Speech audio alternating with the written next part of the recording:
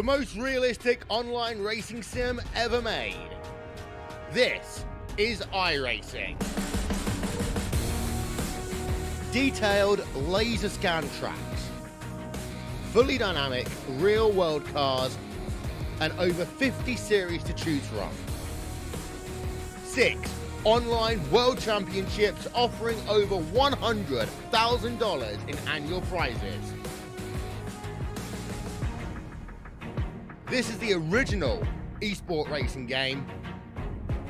This is iRacing.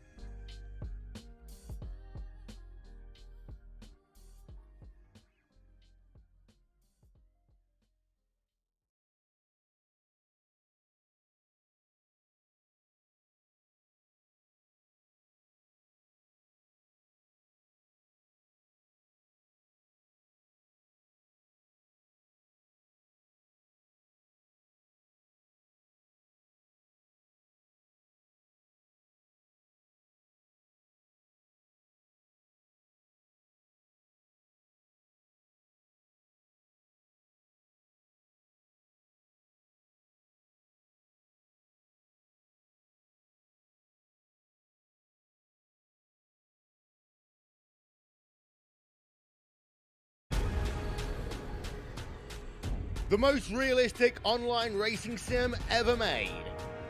This is iRacing. Detailed laser scan tracks, fully dynamic real world cars, and over 50 series to choose from. 6 online world championships offering over $100,000 in annual prizes.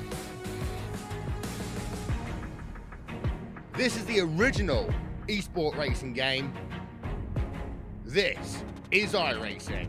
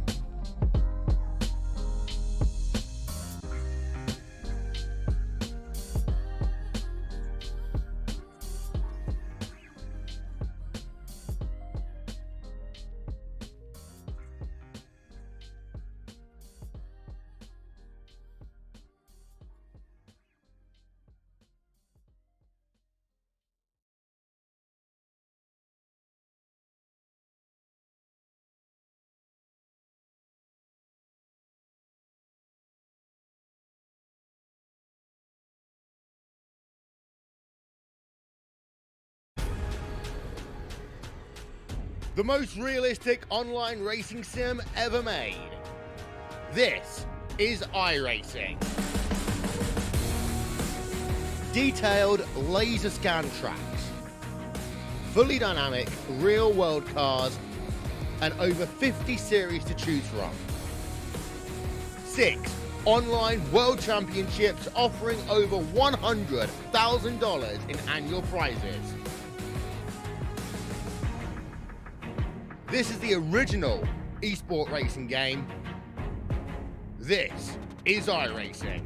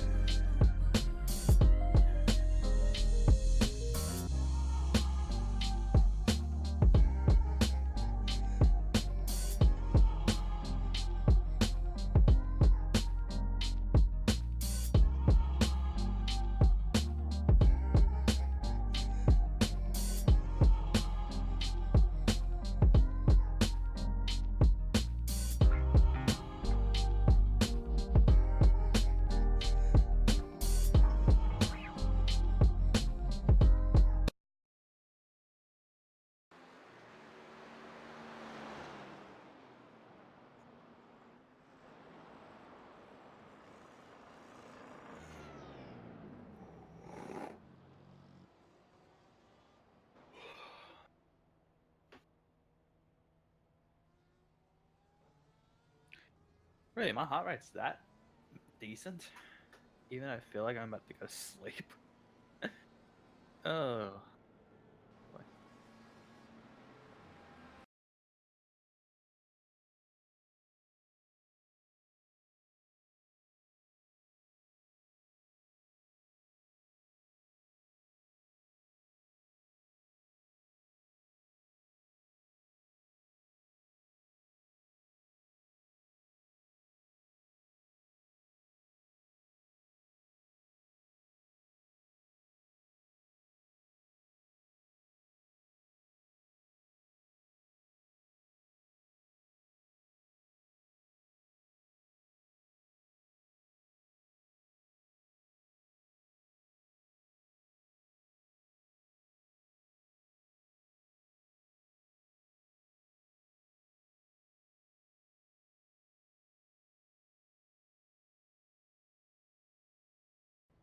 Whenever you're. Welcome everyone to another AMF GT Dev Series race. This is round 2, season 6, and we're at Silverstone. This is endurance race today. Alright, we had a little bit of technical issues to get going, but we're going now, so everything's working well, so hopefully iRacing just works well for us for the next 90 minutes. As we said last week, it's a GTE GT3 mixed class race. Today's race, obviously Silverstone Endurance, and it's at the Grand Prix track. The weather today is mostly cloudy. It's out sunrise, 95% track state. 2 mandatory pit stops today as well, mandatory tyre change in that. So if you can take one with fuel, one with tyres, they'll work it out how they go. Just got to give a special mention to our sponsors for this week, Race Management Services. They're one-stop shop for the software for iRacing. That's where you got to go. Also with me in the commentary booth is Isaac. How you going, Isaac? Going good, thanks. Yourself? Yeah, not too bad. It was a bit of a shaky start like we had last week, but we got going in the end. Yeah, unfortunately, it happens, and I managed to load in the session just in time. Yeah, that's it, eh? So look, as the new iRacing rules and stuff like that, we have there's a lot of word going around with the community that also that all the sponsors on the car you have to have permission. We've actually loaded up the car without trading paints this week, so hopefully we'll see that the full field actually has their skins and their proud team, livery showing. But as we can see, there's a few that not showing, but unlucky for that. But this is what we have to do. This is what we have to comply to, being broadcasting iRacing races. So if you don't have your skin, chuck it up, man. Let's get this going. Get you on broadcast and get your team showing there. Yeah, yep. You got any sponsors you want to see? Give them a shout. Give them a sign up. Yeah, that's it. Because everyone's a part of a team. Everyone has these, sponsors that help out teams and stuff. And a lot of teams or the managers and stuff run their own businesses. So it's good for them to get the shout out and show the people that actually watch this video. Because obviously, it's not just that it's a live race. This video is showing, it's going to stay on YouTube for many, many, many, many months. So, it's many views of these videos. Like the last one from last week, even though it wasn't so fluent as hopefully this week will be, but that was 3,300 views in a week. So, get out there and show your colours. Yeah, definitely. Show whoever you got, friends, family. You know, give them a bit of a look and say, "Hey, I'm in the series. Want to have a look?" They might be thrilled to see you racing it, and they might share it on to other people. And Yeah, well, that's which it. Okay, as we're just waiting for the cars to grid and get on the field, we'll start up with the grid in 2 seconds, as long as when the cars all show up, so we can know who's where, who's who, and who's where. Being a GTE and GT3 race, the GT3s are at the back. The rules from race control tonight are that the leader of the GT3s, it's under his discretion on when he wants to go. There will be a rule being brought in. They have to leave a 10-second gap just to make it safe, just in case there is a bingle up the front in the GT3s or the back, the rear of the field of the GT3s, or the GTEs, should I say, that the GT3s are not going to actually ram into them for the hell of it.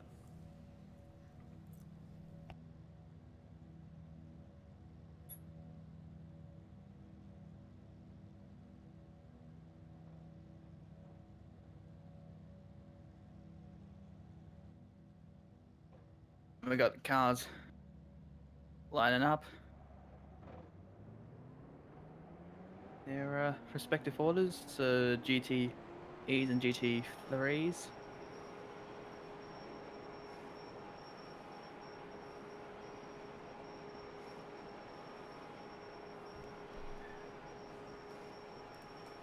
Alright, let's bring up the GTE grid. I won't run through all the names, but as you can see that we have Ronan Kinnon's up the front there, and Porsche 911 RSR. Second Colin, third Aaron, Steve Lattimore out of fourth and Racing Oz. Heath Brennan, Fusion Sim Racing.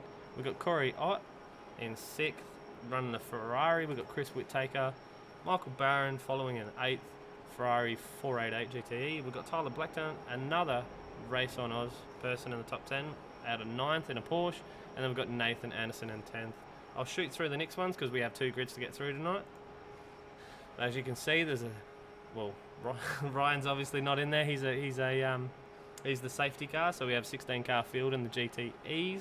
So let's jump back to the GT3s, and you've got Chad Hearn coming out of 17th, Tom Curran out of 18th, Rob Gray out of 19th, Adam Gardner out of 20th, Cody Bird out of 21st, Dean Reddit, sorry if I got your name wrong, out of 22 for Right Sim Racing, 23 Sebastian Murray Westberg, 24 Scotty Stevens out of Fusion Sim Racing, driving an AMG DT3, 25th we've got Simon Amrit, he's a privateer, Jesse Varley from Race on Oz, out of 26th, we'll go down, we've got Brenton West, Scott Clark, Chris Radishitz and Keston Match for PRT, coming out of 30th. So that's our grid for tonight. As the safety car just disappears. Should be getting green very, very shortly.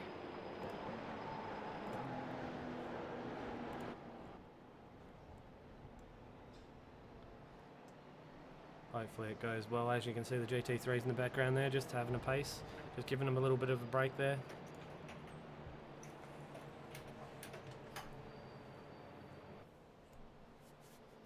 As we're just waiting for the safety car, the lights are out and he's going to get off the track in a minute. It's going to be a fun 90-minute race tonight, Aslo. It will be. It's going to be a lot different because there's a 4-second difference in time, a lap time between the GTEs and the GT3s. So by the end of the 90 minutes, I think we're going to see a lot of overlap and a lot of traffic. And I hopefully tonight that these boys learnt from last week, even though there was no major incidents last week, that it's going to be a nice clean race. 90 minutes is a long race. Fatigue does get into a point of it. If you're a sim racer, you'll know about that. But yeah, the mandatory pit stops is going to help that. Tyres are going to help that. The fuel's going to help that. So hopefully it's a nice clean race for everyone tonight.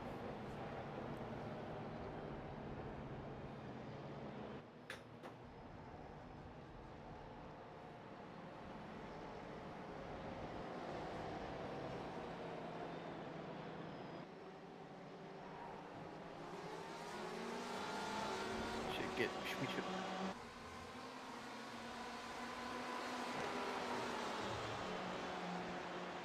Here we go.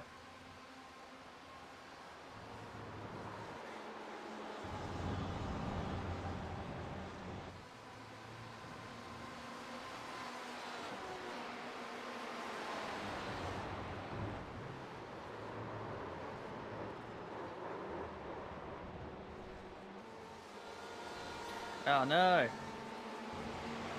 That was first lap. There's first lap dramas that always happen. We should get a replay of that very shortly.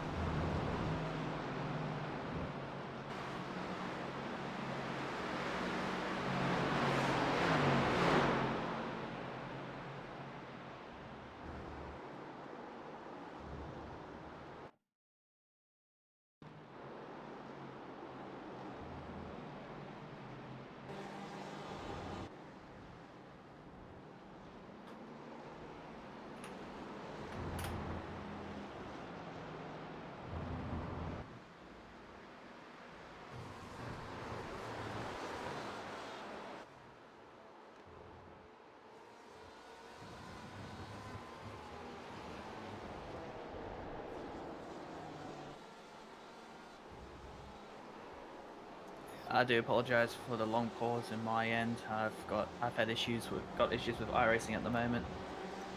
No, that's fine, Failing. mate. It's that's one of the things. I think iRacing's just having its moment today. But as far as the race is going, so everyone's got into a single file. There was only one little bingle there just at the start. I will get a replay.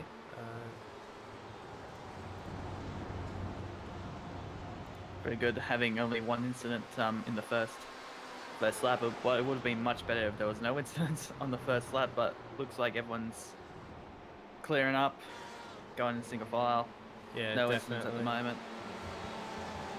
Yeah, as I can see, there's only Colin Shrink, Nathan Anderson, and Scott Clark, and Chris Whittaker that's had incidents in the first lap there. So hopefully we have a nice smooth race tonight. Let's jump back further in the GTE 3. Time. Pat Gallo running the Redback Racing LeBlanc car.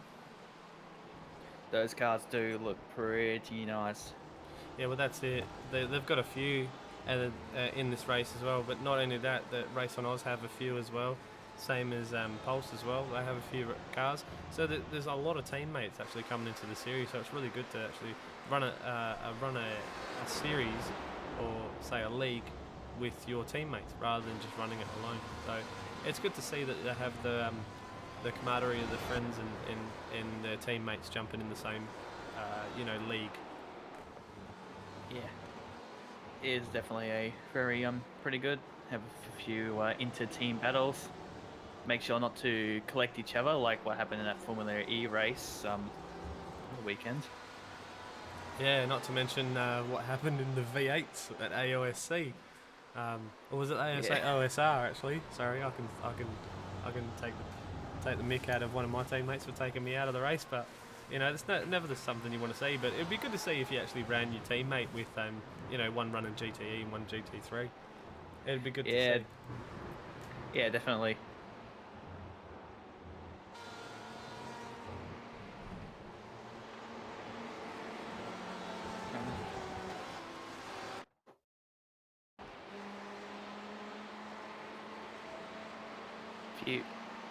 All these drivers seem to be going through several of what I think my corners of interest is pretty well. For me, it's either Maggots and Beckett's, the S-Bends just after the start from the straight. Stowe and Brooklands. In my opinion, Brooklands is one of my favourite corners nearly of all time because it's just it's a really tight technical corner, but it does have a few pretty good passes in there, as seen in stuff like the British Touring Car Championship, Formula 1 and all that. Such an amazing corner. So Love just having a squeeze through then, just while you were talking then, I was just having a look through the field then. It was actually Ben, don't kill me if I get this wrong, Strensrud, and Heath Brennan that actually had that mix up on lap 1 there. So one from Race and Oz there, and his Ferrari, and then obviously the other Ferrari of Heath Brennan. Yeah.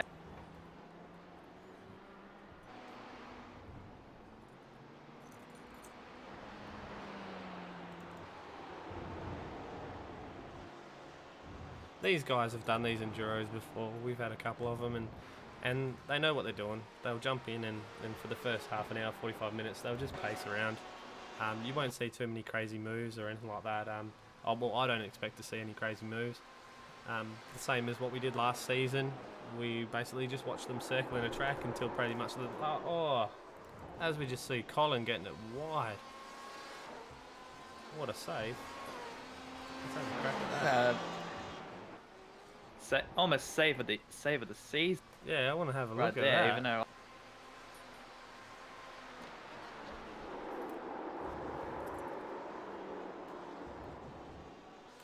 So he's probably that bored. He just wants to drift it just for fun.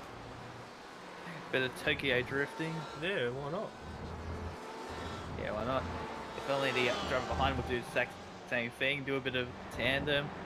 Yeah, so he's lost two spots from that. So, no doubt he'll get back up there. But yeah, unfortunate.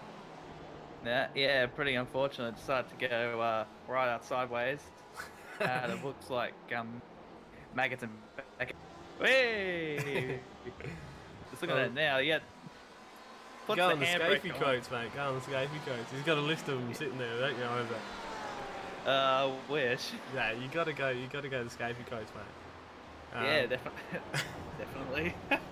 That's, everyone knows it's always a good mistake to chuck in some scafey quotes in there. Hopefully tonight we don't see all of them in the fence.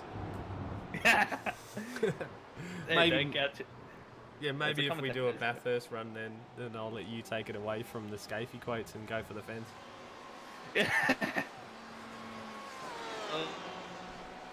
Yay!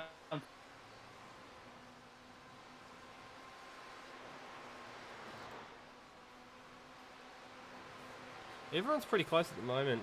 Looking down the timesheets, everyone's within a second of each other, so they're all playing nice tonight. It just then when Colin just got a little bit sideways. That was only lap 3 or lap 4, so I'm wondering if he was just pushing a bit too much on the brakes or something. Obviously the fixed setups, and you can't change pretty much anything. So everyone's running on the same setup. Was he pushing it a different line or something like that? So it'd be good to watch the different types of driving styles that we have tonight. We saw a lot of, I saw a lot of these drivers in practice, practicing. So obviously, there are a lot of different drivers and different driving styles between them all. A lot of aggressive drivers or a lot of simple, as Tom Cruise says, calculated drivers. So it's going to be good to see which person or hangs onto their tyres or fuel saves enough, and just in their driving style is going to change the difference of the pit stop strategies. Because obviously the two pit stop mandatories, and then obviously mandatory that you have to take tyres, that it's going to play a role in it. And we did see that 2 seasons ago back at Bathurst, that the strategies that you had played a massive part on where you were on the field. 5 seconds on a field when you're racing is very difficult to get, but not when you play the right strategy. 5 seconds is easy to jump, as we saw that Chris Whittaker was right out front in the Mazda MX-5, I think he was running. He actually won that class, and he did really well by doing the strategy the right way, and he was way out front. So hopefully tonight that we see the same thing. There's going to be a lot of mixed up results. That we already have, like Heath Brennan, he's got 2 GT3s in front of him at the moment. So obviously because he had that incident. So we'll see what goes on. They're only four seconds apart in lap time. So the fastest GT3 and the fastest GTE are only 4 seconds apart. The GTEs are doing it probably mid-high 141, around here, and the GT3s are mid to high 145s. As you can see, that Heath's just trying to get up the inside there of Tom Curran. So hopefully he'll get back to his spot. Unlucky for him that he did have that mix-up on the first lap. Very unfortunate. But he's not that far behind. We've seen his name many, many times in the AMF. He can do really well in his driving ability. So we'll see him get up there and hopefully get past Chad here and see how he goes. Yeah, definitely, and then you got all these. The other thing about the endurance is some people are gonna have to play the risk game. If you're down the order, you gotta have to play the risk game. But if you're up front, you're almost gonna be absolutely fine. But choosing the time to pit, I think, is going to be the number one thing. That, as you can see, there's 1 hour 19 minutes. Even though we didn't shorten the race because of the mix-up with the iRacing and the software and stuff like that. But that's the point of it. You got to pick that time, that strategy. These teams have thought about this. I knew that when I raced the AMF Dev Series, I was picking previously, before the race, what times, when I'm going to race, when am I going to pit, what position I'm going to try and aim for, and that's the strategy that you kind of stick to. Now, unfortunate for Ben and Heath, they've lost way positions on the first lap, and even Colin just lost 2 as well. If he was in second, now he's in fourth. You know, so that's going to kind of mess with their head a bit. I think they just need to focus in, get their head down, just go stick to their plan, what they wanted to have, and see what comes out of it. Yeah, definitely. Strategy always plays a bigger picture in terms of these. Got a few battles going on at the moment. Tyler Blackburn, yeah, possibly trying to get past Michael Barron. See if he possibly goes for a pass as we now come down Coop's corner. I think they say it. The gap looks like it's widening now, but there's a bit of a battle on between Chris Whitaker, Michael Barron, and Kyle Blackburn, and looks like Whitaker is. Oh, hello, car around. That's Aaron Ivers in the Porsche 911. He's got around that just outside of Beckett, and they're in the fence. 2 Porsches in the fence. That's massive. Yeah, I just saw that. I was just caught up with that. I was watching that as I was going. I was watching the Titan screen, so we'll just get a replay of that whole interaction there. That he was off, and then he came on to redress, and then obviously, yeah, he's came on. Ouch. Oh no! That's very unlucky. That's just a case of wrong place, wrong time. Yeah. Yeah, unfortunately, that's kind of not the way you try and push on the racetrack. Yeah. All of a sudden, Aaron tries to get back on track. Does a bit of grass clipping and collapse into the side of William, and they were all went in the fence. Yeah, well, as we were focusing on the whole point of it, you can see how close these cars are bunching up. And as we were focusing on in front, like Tyler Blackburn, we've got Michael Barron in front, and then we've got Chris Whitaker as well. So, you know, if Tyler closes that gap that he just had, Barron's got the pressure from behind, but not only that, Whitaker's got the pressure from Barron. So hopefully, you know, as you can see in a lot of racing styles, if Barron pushes a move on Whitaker that's going to take Tyler through with him, as they usually see, he'll push him wide or go inside of him on a corner, and the close proximity that Tyler is to Barron, that Chris is probably going to lose 2 spots, if I can spit that out correctly, if you know what I mean. Yeah. Yes, exactly. Looks like a likely scenario. Yeah, all getting swamped. Could there be a pass going on shortly? The way they're bunching up at the moment, I think. See, I'm not doubting Chris Whitaker's driving ability. He's awesome at these endurance races. I'm not talking him up because he's like a teammate. He's not. I don't know the guy personally, but I've seen what he does in the AMF Dev series, and he knows what he's doing. So he's pacing. It doesn't matter that there's a line forming between him. He can make that Ferrari 15 lanes wide if he wanted to, and no one's going to get past him. It will safely anyway.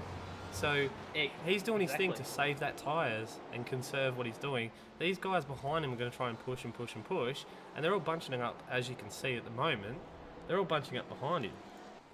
So, and that's gonna hurt him.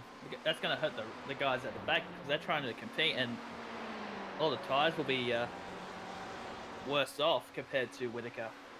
Yeah, well, that's true, and that's what he's hoping for. But see, when someone's going to bunch behind you, and you can make that Ferrari. So in Chris's mind, if you can make that Ferrari 15 lanes wide, and you've got 5 cars behind you, the guy's not always going to be thinking about overtaking you. He's going to be thinking about what's going to be behind, because he doesn't want to lose spots. He wants to be the one up on you. So, like, you look at, Michael Barron. He's going to be looking in his rear mirror thinking Tyler's going to make a move. So they have to play defensive and offensive at the same time. It's a double act, pretty much. Oh, definitely. Like, you look at, like, if I went up the front here, Rowan, he's out by 4.5 seconds. So he's playing the endurance game. He's qualified awesomely. He's chucked it on pole, and he's got off on a clean start. Then we've got Corey Ott right behind him, but he's got pressure at 0.6 of a second behind him. So he's not thinking about catching Rowan at the moment. So Rowan's in a really good spot. If he can clear this from start to finish, no commentator's curse at all or anything like that. I'm just saying that he's in a really good position at the moment. It's like no commentator's curse. I just have to say that just in case he watches this later and he smashes it, and he's going to come and blame me for it. You know, why did you say that, man? It's my job. So look, we look at the bat. All right, now we're going to go to position 4. We're going to look at the battles that's going on here. He's doing really well. So, you know, I don't doubt Chris will take his abilities and stuff like that. So let's go further down the field. We've had enough talking about this until a move's made. Let's have a see. Let's probably go down. Sorry to butt in, but there's been a 25-second stop hold penalty for car number 937 for that. Basically, that really bad rejoin on the a few laps back. That was Aaron just Ivers. as it comes up on the screen there, race control 937, 25-second stop hold penalty. That's going to That's hurt. that's a lot of time. Yeah, That's a lot of time to be stationary. that's And almost as as you worse. can see, he's That's- actually Whoa, boy! done it. Yeah. Sorry to butt in, but there's a bit of a inter-class battle between Scott Stevens and William Mitchell. Scott in the Mercedes. Oh, good pass. Well done. Lets William by, but looks like he's going to try and go for the crisscross coming down Maggots and Beckett's. Ooh, that's too close. You want to see But the- two cars. Probably over the GT. He has top speed and has pulled away. Oh, we just had major See what, glitches going on there with. Looks. Ooh.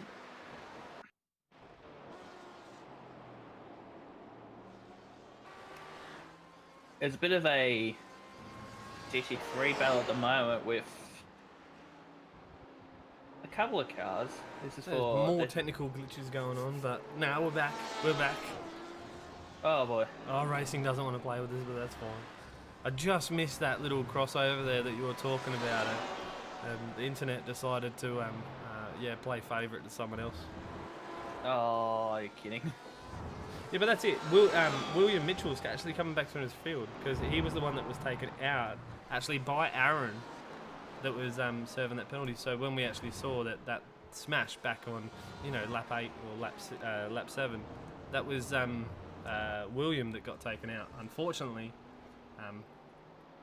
by Aaron. Yeah, it's pretty good that we see. Oh, Brendan West on the back of Chris Radicic. I really am not sure if Chris is related to former V8 Supercar veteran Paul Radicic. I might need to do a bit of research in that, but that was very close for West. Nearly took out the Mercedes AMG. It's basically redback in front and redback behind. So Brendan is in the middle of a double RT sandwich, and now he's getting swamped by Adam Gardner side by side towards Maggots, and just lets him go.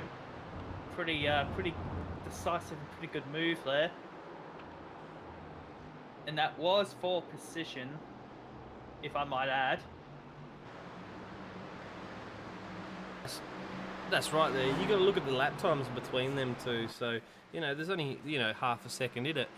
But he did have the speed on him, so he would have kept pushing that pressure, would have kept on him, and Adam Gardner would have got that position. So you might as well give it up in these early stages. Half a second is not much to play with. And hopefully later on down the track, we'll see him move up a few more positions. As you can see, the braking zones that he can get closer to them MMGs with that Audi. So we'll keep an eye on this rear pack of the GT3s. I still think that too many people are playing it safe at the moment and not making too many rash moves. As you can see, Adam Gardner going, Chris, come on, mate. You're holding me up and I'm your teammate. So otherwise, you're going to move over and let me through. There's going to be a couple of cases where Valtteri, it's James, is gonna hop in. Good old Valtteri. That was almost the case. Down Brooklands. Gardner definitely wants to pass Radisich. He knows he's being held up. Oh, there'll be some certain things mentioned on Discord about that one. Just as Brenton West comes into the pit in lap 13. The unlucky 13. Unlucky for some. So let's go back to Chris.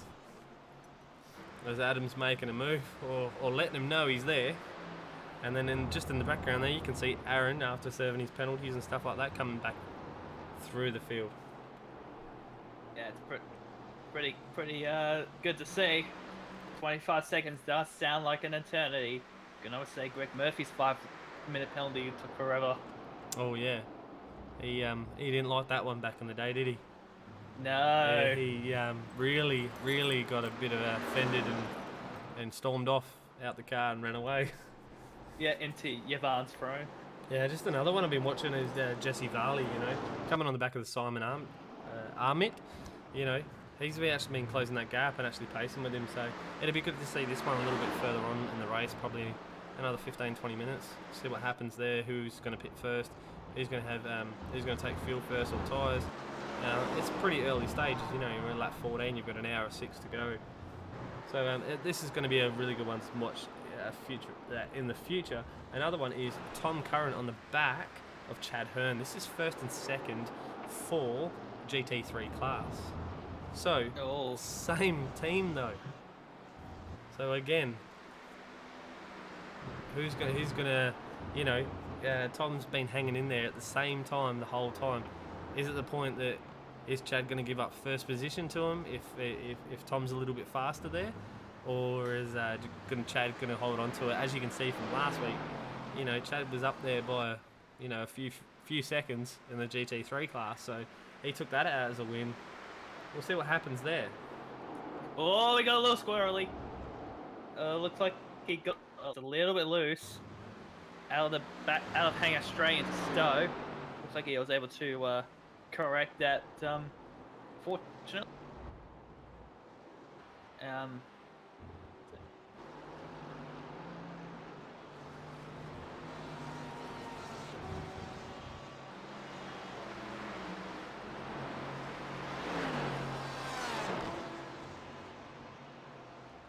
wow.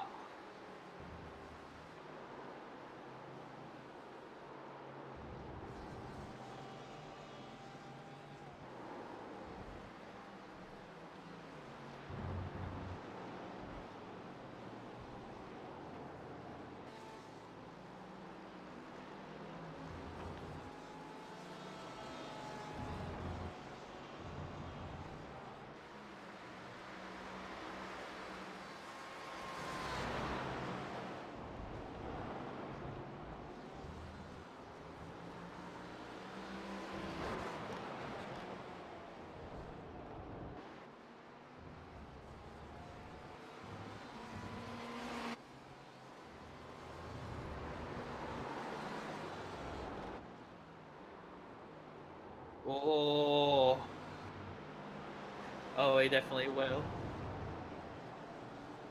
Nearly had an incident with one of the lap Mercedes coming into left field.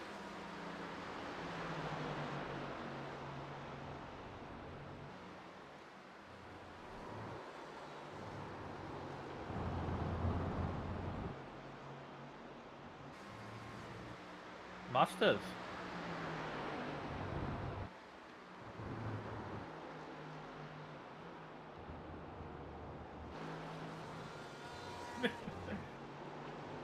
Valtteri, it's James. Yeah. Must have either had a tangle or Radisich might have had a slowdown penalty. Looks like there is no damage on either Merc. So I've got a feeling that the latter is possibly the case.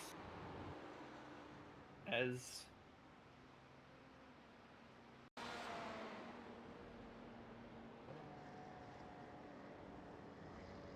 yeah, it sounds pretty weird because they were battling each other, and by the looks of things, yeah, no, I can't see any damage on any of the Mercedes. So I got a feeling that Radicic might have had a slowdown penalty of some sort. Maybe he cut a corner too much, or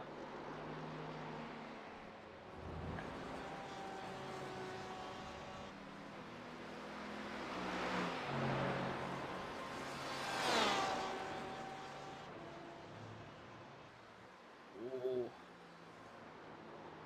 It looks like it's good. There we go. Good. Gardner just went past. There we go. Went past Mac at Brooklands, and has Corey Ott right behind him. They both get out of the way pretty.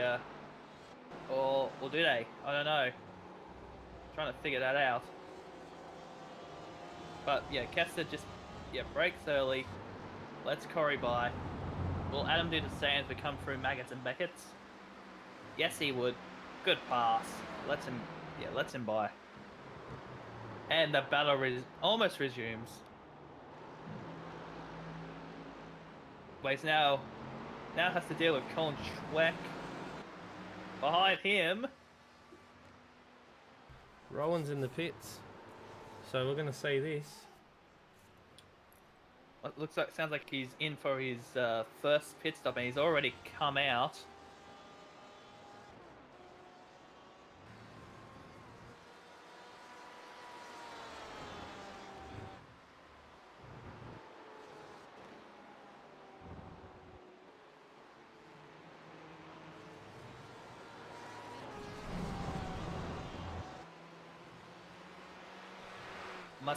Sounds like he might have filled it up to the top, or have used decided to use one of his compulsory pit stops to be a 4-tire stop. It just sounds unusually long for a GTE car. Yeah, definitely. It's an exceptionally long, like at 19.3 seconds and a 43.4 transit time compared to, the second longest is a 40-second transit time. So definitely he was sitting there for a while. I don't know. He probably, sitting there sleeping for a bit. Maybe.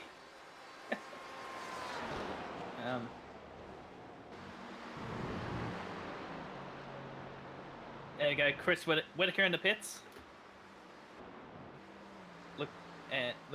Looks like he's doing his first pit stop, which means the rest of the battle pack is pretty much all but dispersed.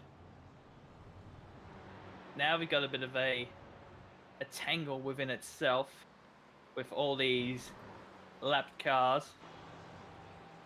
But at the moment, it's looking like everyone is behaving themselves, which is what we needed at the moment. The next one to be a lapped car would be Jesse Varley in the 180 race on Oz BMW Z4.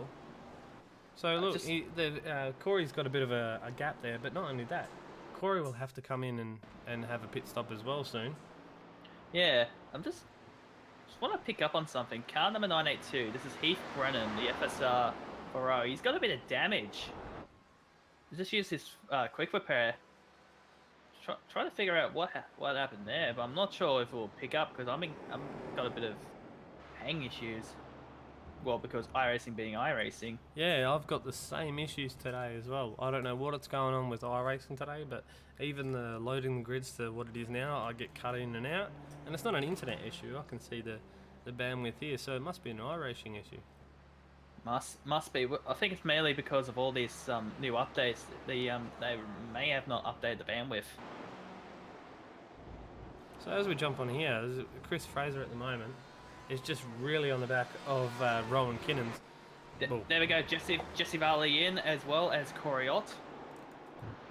Both come in at the exact same time. Sorry to cut in there. No, it's good, mate. We'll see what the time is. See, this is the thing. Corey Ott was back at 6.7 seconds.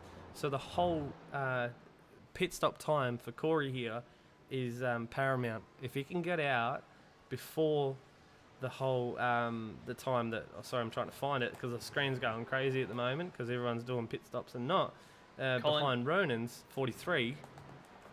Oh, this is definitely going to be awesome. He's out. Corey's out. No sign of 41. Rowan. Wow. He's gone out, and I'm not even sure if he's gone out in front of Rowan. It looks like he has. He has. He's down in position number 8, so it looks like Corey now is the effective race leader. No, Ronan got in front of him. What? Really? Yes. Wow. Ronan's got Corey in had- front of him. Okay, Corey did a 41.4 pit stop, or lane travel time. Ronan did a 43.4 with a 19.3 stop. Okay? Wow. Compared to Corey's 17.8 stop. So, So yeah, so it was two nearly a different- second and a half, or nearly 2 seconds, you know, Deficit. longer. And he's only brought the gap down to 6.1 seconds behind him. So at the way that Ronan's sitting pretty at the moment, we've got Pat Gallo up the front at the moment. He's up by 6 seconds in a Lombonk Redback Racing Team car, and he'll Yeah. have to do his pit stop soon. Very, very sick. Looks like But I still reckon there's going to be something happening in this battle soon. Just at the back here, this is for P11, 12, and 13. These boys have been on each other for a fair bit. Don't forget that Ben was one that got caught up in the accidents at the start, so unlucky. Oh, this is tight. This is tight. 2 Audi GT3s, 2 Porsche GTEs. Looks like another Ferrari down the back as well. Everyone's being bunched up at the moment. This could only spell one thing, and that's gonna be mayhem galore. Here we go, down Megas and Megas. Holy dooly. This is going to be intense. These Audis will have to let them by. Come hang us straight. Oh boy. This is almost like Sydney traffic. And there might be a pass for position here. Unbelievable. Almost 3 wide. Almost 3 wide at Stowe. That is nuts. Oh, It's not over yet, mate. It's not over yet. Oh. Hopefully these guys all get through Bird. all right. As he's on the grass, he Cody drops a Bird, wheel. two wheels on the grass. And Sam Catacasinos just shows up in the back of the battle pack. It's almost 3 wide, coming down into, looks like, Abby. Oh my god. Let's look on board here. Let's have a look at what he's looking at. He's just Oh. got cars everywhere. Look at This it is go. like- this is nuts. This is racing. Absolutely. Oh. There's a Oh. lock brake. There has to be a touch somewhere. It would have been a touch. These people are threading the needle. And this is a gigantic needle. Looks like they're all spread out now. That. Wow. Oh. I can almost catch breath. Yeah, that was definitely a crazy moment there. Oh, they're Not going only wide. the same class Chambers. as well. Oh, Scott Chambers and Jesse Barley nearly collected each other. Nearly. Oh. And now he's being caught up by Cody Bird. Sam Catacasinos in the back there as well. He has to try and go on the inside. Hang it straight. Try to do 2 in 1 corner. Can he do it? Down towards Stowe. Yes, he can. oh, how flawless was that? Oh, Luke. that could have been a touch. That looked like a touch between Bird and Varley. The race has gone off. Yeah, see that's Oh. it. Even 53 minutes in, I think they're jumping it a little bit early, but they're in their way. They're affecting their strategy. Headlights ablaze. Yeah, Headlights ablaze for Lattimore. yeah. As you can see, he's not going to wait. Get out the way. I'm following my boys through here. Move, get away. Well, let's do it. Let's jump on a lap with Steve Lattimore. Let's jump at Jump in the car as he gets through this bit. Oh, there we go. Oh! Oh, as he just gets it a little bit twitchy there. Oh, it sounded like a lock brake. Sound like it might have hit the back of Bird, but who knows? And Cody's giving him the block. He's gonna try and thread the needle. That was gonna go 3 wide. Oh my goodness! Farley goes wide. Bird nearly goes wide. Lattimore goes wide. Oh, that was intense. And I'm getting a sore throat. Excuse me. Oh boy. Varley. There we go. Varley off 2 wheels. Brendan West going on the outside, down hanger straight. Is he going to make the pass? Don't think he will. I don't think... Oh, yes. Looks like the pass has been executed, but watch the crisscross. Watch the crisscross from Varley. Does he do it? Or no? Stays in behind West. But he's going to go down the outside. Goes around the outside. Almost sounds like an Eminem song. Oh boy. We're almost halfway there and they're throwing punches like no other. Farley with a dive bomb. 2 wheels in the grass. That was a dive bomb and a half. I knew he wasn't gonna make it. But woo! Oh boy, that was intense. And guess who joins behind him? Gardner, Adam Gardner. And a few more GTE drivers that just throw a bit of salt into the wounds. Oh. My lord, my lord.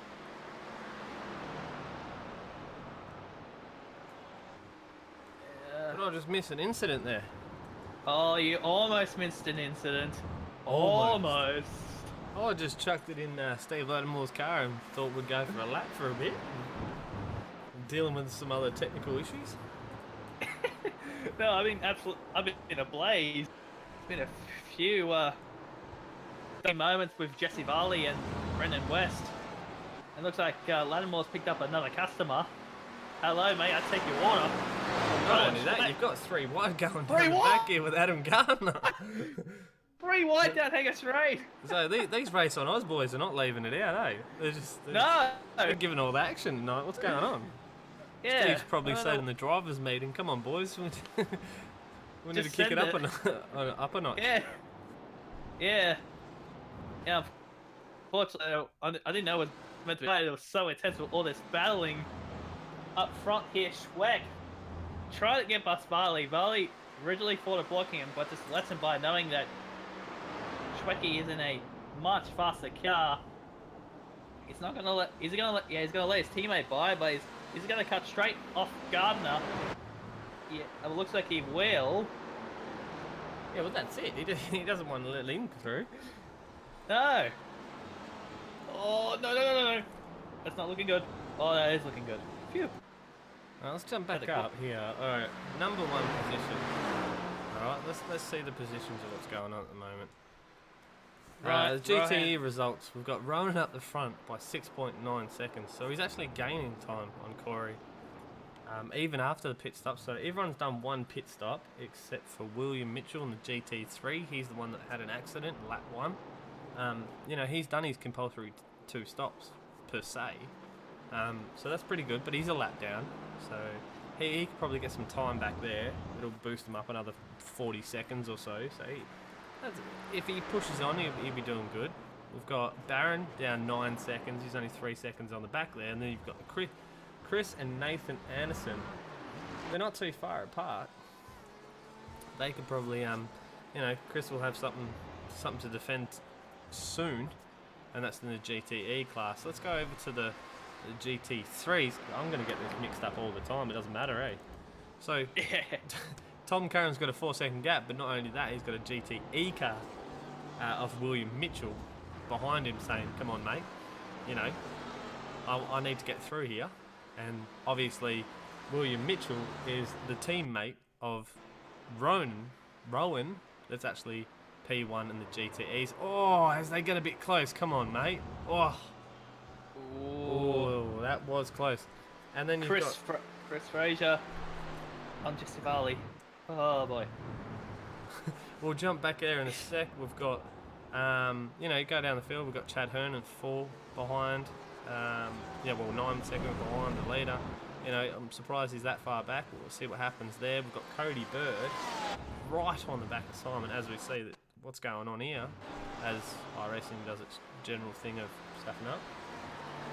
iRacing being iRacing. As it does. You can have the fastest internet in the world and it's still blink at you. Yep. So let's see what's going on there. Schwecky side by side with Simon Armit. Lets him by. That's Schwecky by, but it's Cody Bird behind him. And this is a battle for position. He's got a race on Oz 4.0 GTE behind him. I think that's Ben Stenstrud. Yeah, I can't say it either. So he's probably going to send me a nice, strong-worded message later on and say, "Hey, mate, it's pronounced this way." So I apologise for that. I'm not good at that. I'll just, I'll have a crack. Here we go, Cody Bird, hard on the brakes. Manages to pass Armit. Oh, looks like he's slowing up a little bit. Let Steinsford.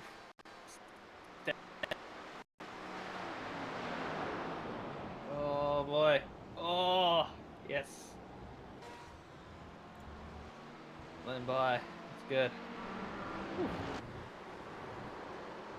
Just looking at a few other positions going on around here. Adam Gardner in the back of Jesse Varley. This is also a battle for position.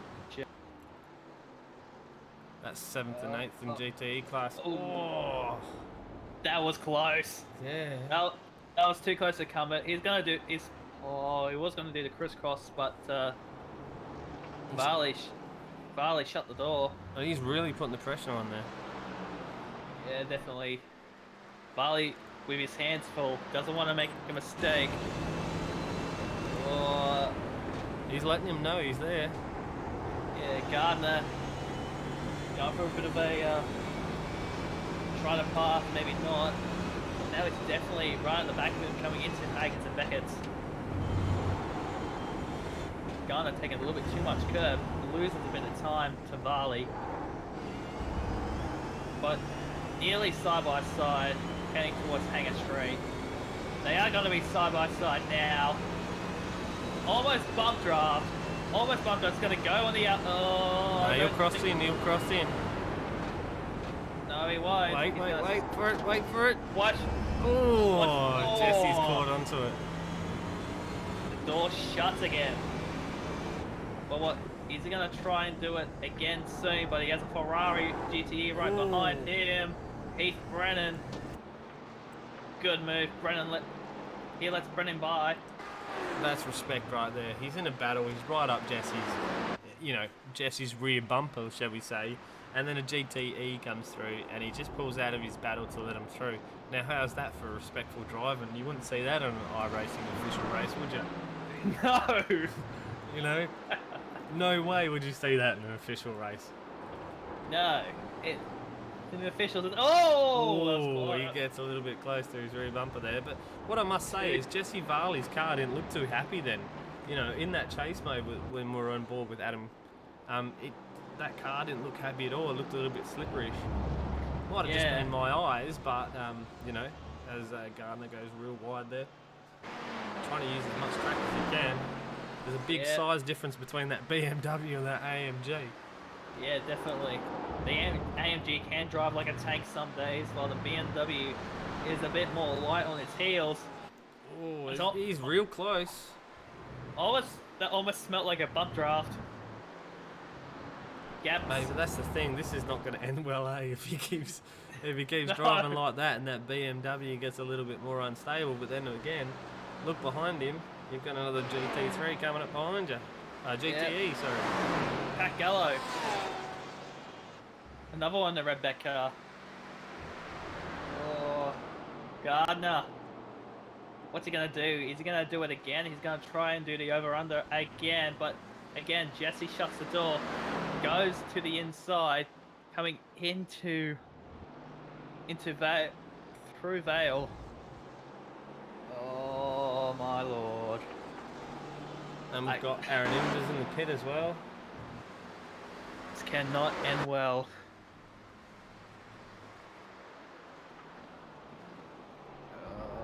Oh, Gallo. Now this is where he's gonna let.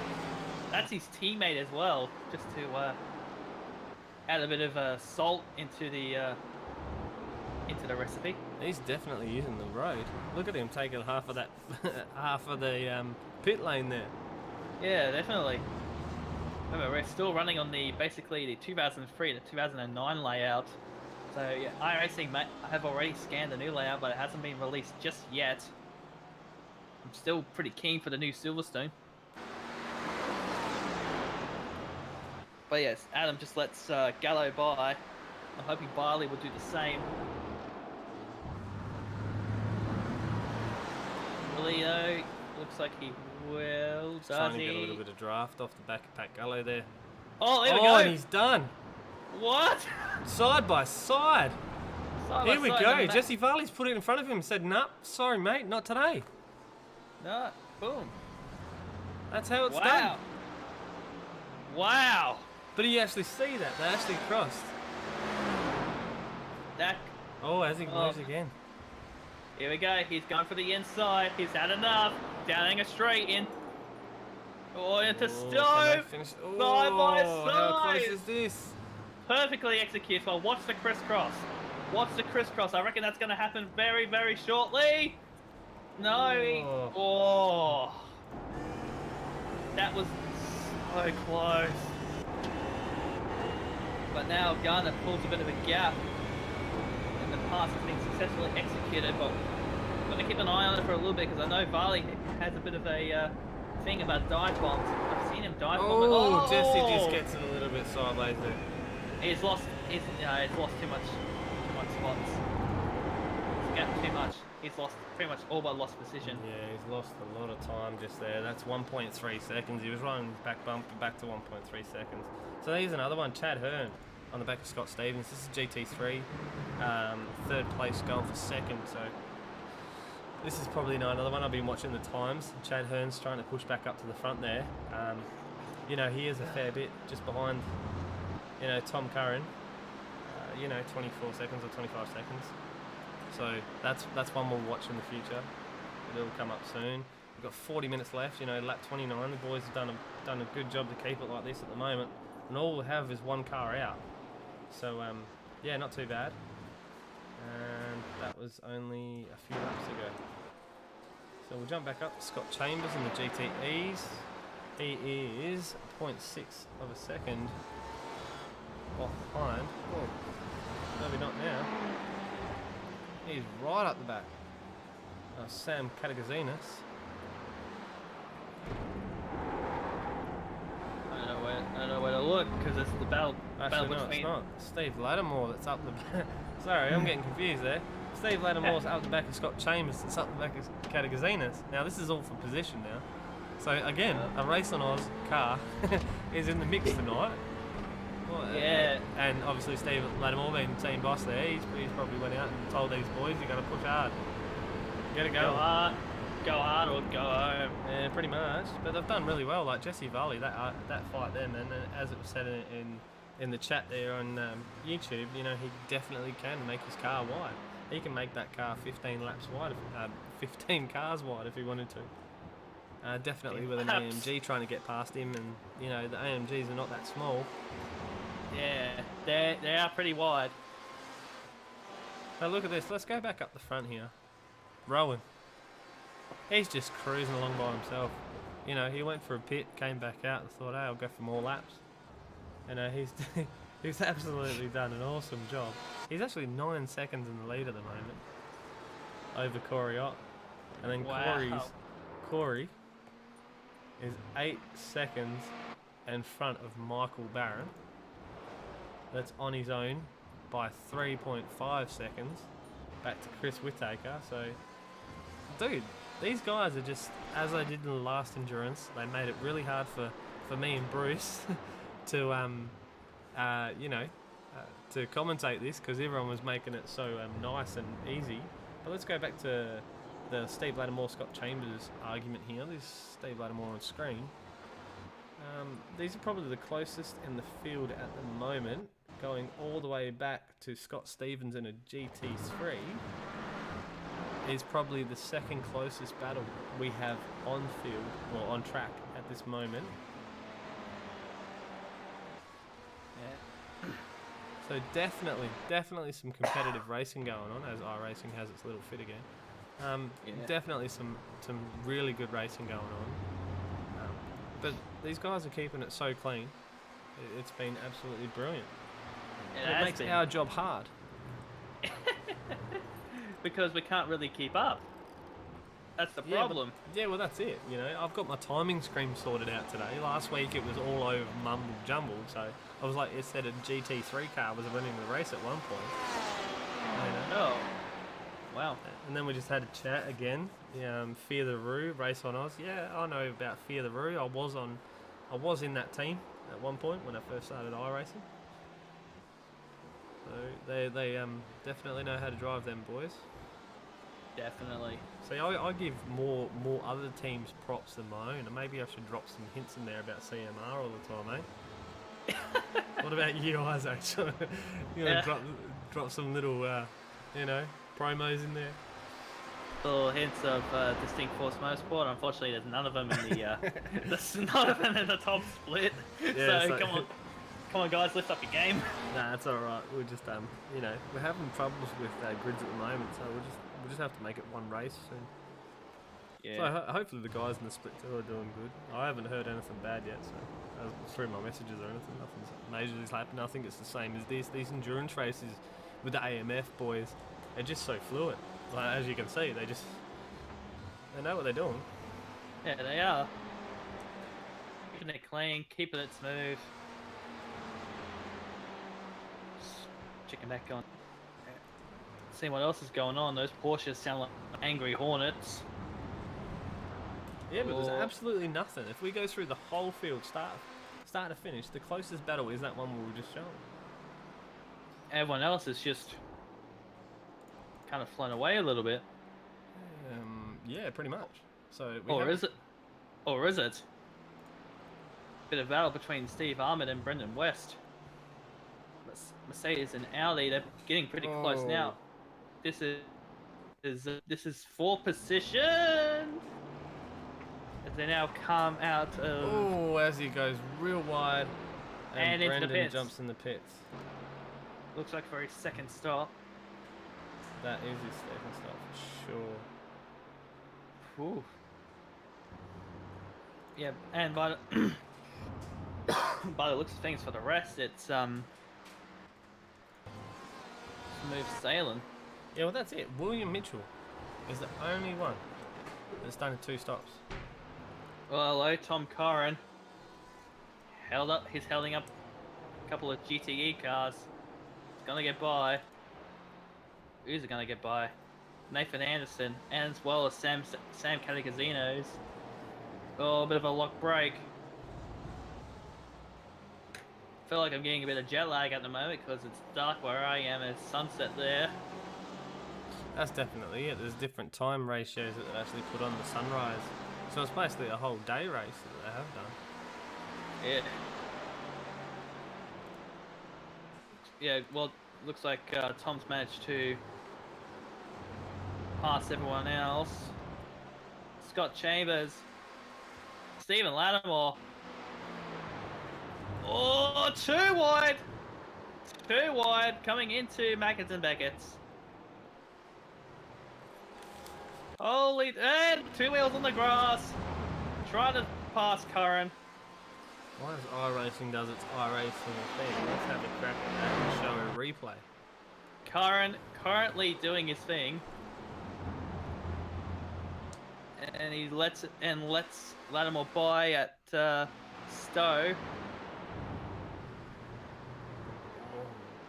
I feel like it's a bit of a phase where the racing gets exciting, all of a sudden it just dulls out, and then at the very end it picks up again. Oh, no doubt. I reckon the last 5 minutes of this race is going to be so crazy. The amount of how everyone's sitting at the moment, I don't think there's going to be too much at the front. I think Rowan's actually got this nailed, as long as he keeps it clean and does what he's doing. But he's run a perfect race from start to finish. He's got a perfect start off the line, well, not off the line, but he had that gap instantly from woe to go, you know. So we'll see what happens there. Coriott's in a nice position, you know. He's 11 seconds in front of Chris Whittaker. Chris has got 8.5 on Nathan. So, you know, up the front, it's not going to be. I think it's going to be the mid-pack battles. Is going to be a massive. That's where the fights are going to come into play. Just as Nathan Anderson just jumps in the pits there. In the 335 Porsche, that's his second stop. But just some of these drivers will have to. I don't think that some of these drivers have yet to do their second stop. Oh well, look, you've pretty much only out of the GT3s, you've got 3 people, or one's in the pits now, you know, so they're due for it. Like Rowan's on a 17 lap stint. Scott Chambers, he's been out for 17 laps. He's due for another pit stop soon. Then the next 4 positions or 5 positions behind him are on 15 laps stints. So within the next 3 or 4 laps, you're going to see a lot of cars come in the pits. Yeah, definitely. Yeah.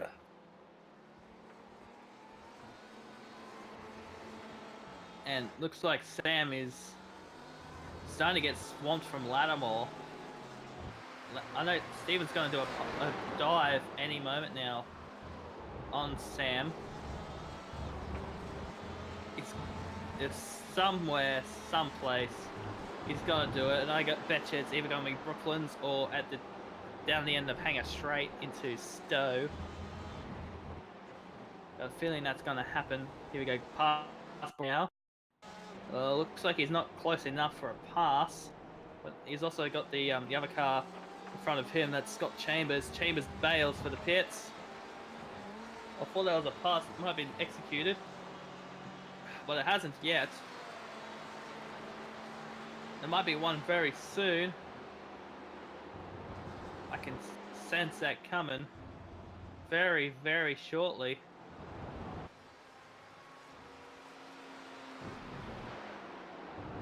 For Magnus and Beckett, looks like a gap has slowly started to climb. I'm not sure if it's going to climb or just send. I feel like something's going on in the background. Colin Schweck, Tom Curran, and Tyler Blackburn. Tom in the GT, the only GTE in this battle pack. They're just bunching up a little bit there, but Tyler's no doubt going to get past. No dramas there. It's too far up the field for anyone to get. Oh, just as Colin gets a little bit sideways on the same corner as he does on the start. Oh! They're all involved. Tyler Blackburn. Have a look at that. As we were just talking about it. Wow. Let's get a replay of that.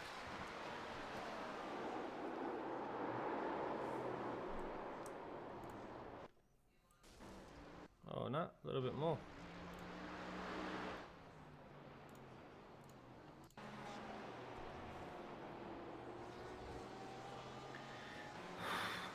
Looks like unlucky. Colin... We were just talking about him there as well. Yeah, looks like Collins did all by himself, and Tyler being the innocent victim of the lot. Yeah, but that was the same corner who did it on lap 1. It is. Yeah, same exact way, but this time it just touched that grass, just as iRacing has its little fit, and vu. Tyler gets involved. Unlucky. Yeah. Unbelievable. As Colin just pulls into the pits there, and we'll see what Tyler's like. Tyler's coming in the pits as well. Unlucky for both of them. They're running 5th and 6th in the GTEs.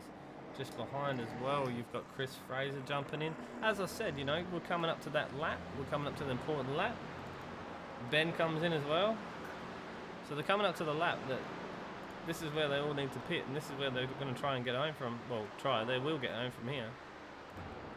Yeah, As definitely. you can see, how many's in the pit lane now? Quite a few.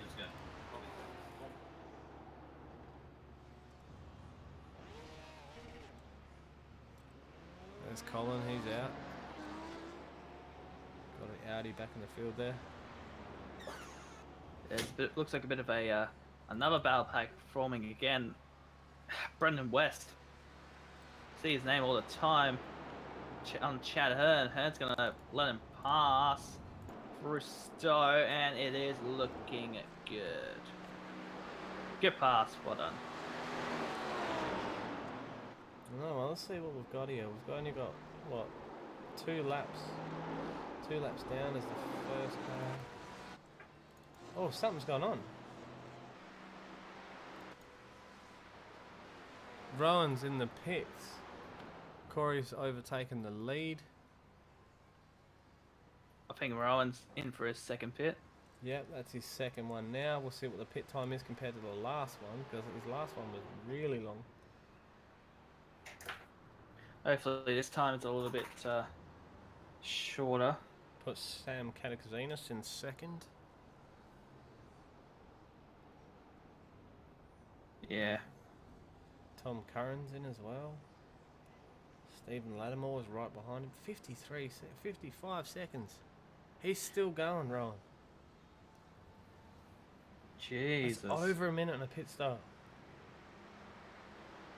There we go, car's dropped and he's off. Oh, nice work. Yeah. What a pit stop. So, Corey Ott is the leader of the race.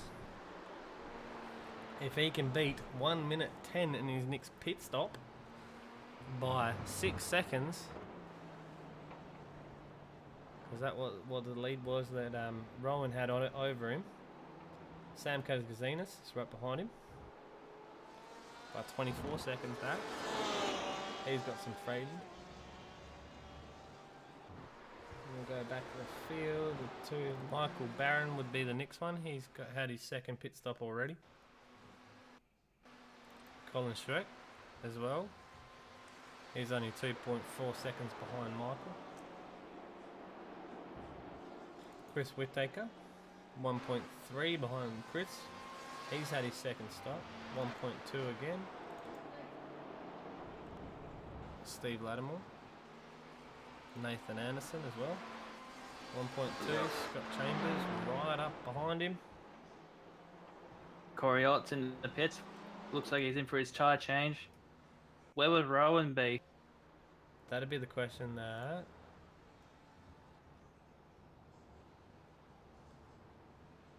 This is going to get Serenade really... is coming round the back corner now.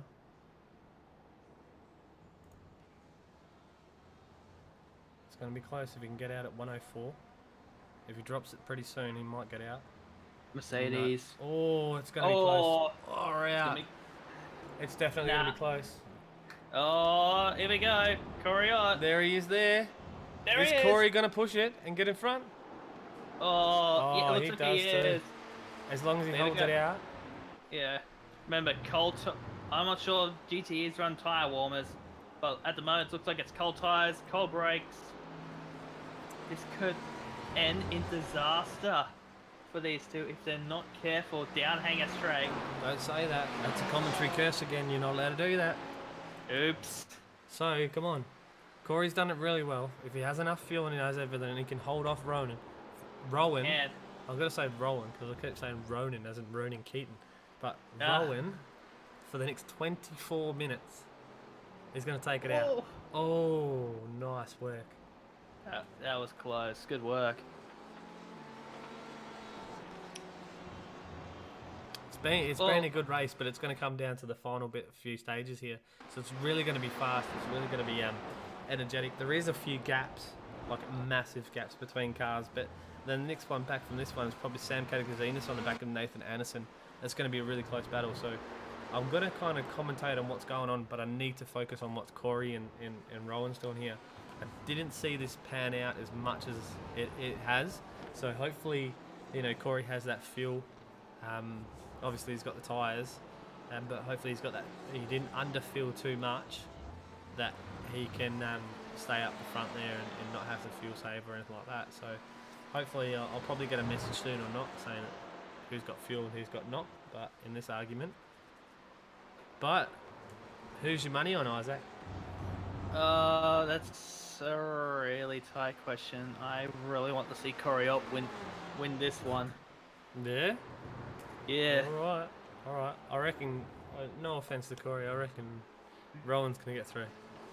Just for the fact of the pure of how his driving ability has been today, from the start, straight off the start, how he started and everything like that. Corey Ott is a really good driver, and I'm not doubting his ability to do it. But I just think I'm loving the Porsche more than I'm loving the Ferrari. Oh, Corey! Oh, he makes a defensive move, and that's really good. That's how you do it. If someone's going to go wide on you, you're going to make that move. You're allowed to make one, as they say, respectfully. If you make one move to block, then that's a respectful driving move. Do that in real life.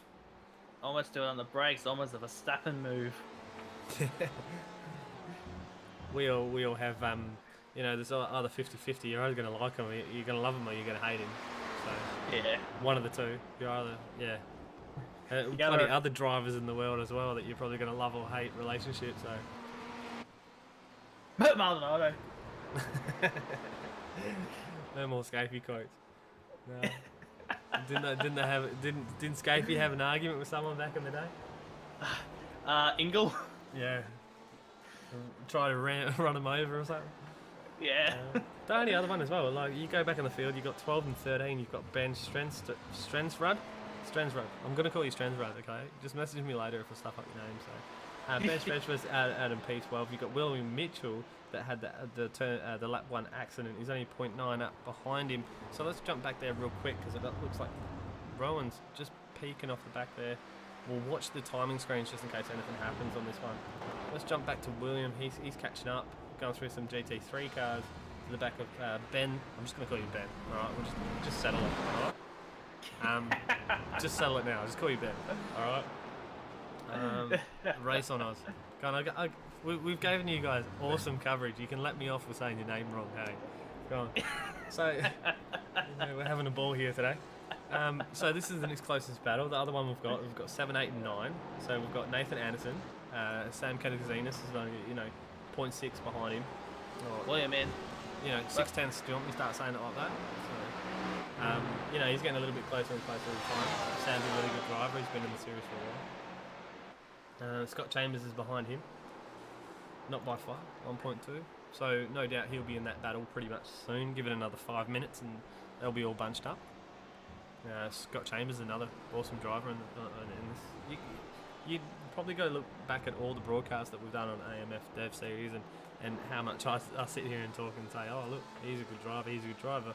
But if you spend so much time in this series as a broadcaster or a commentator, we go into practice sessions not to race against these guys, but we go to view these guys and test out our broadcasts and test out all the overlays and stuff. So we get to see these guys a lot, and they're driving. So when I comment on someone saying they're a really good driver, it's probably because of why they're probably better than I am. But it's always good to see. But let's go back to Dean GT3. He's pulled into the pits there.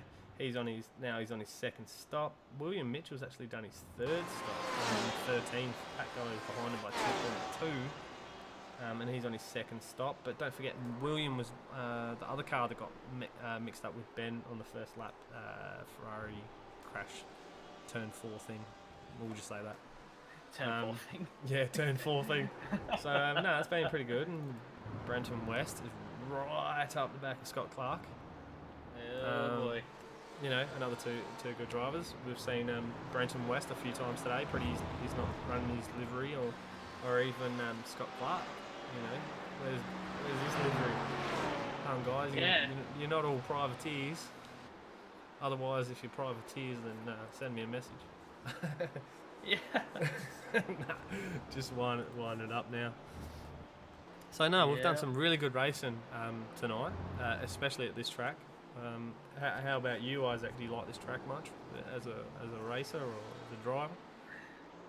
Yeah, I don't really mind this. Don't really mind this version of Silverstone. I've only raced it once during the official V8s and disqualified myself.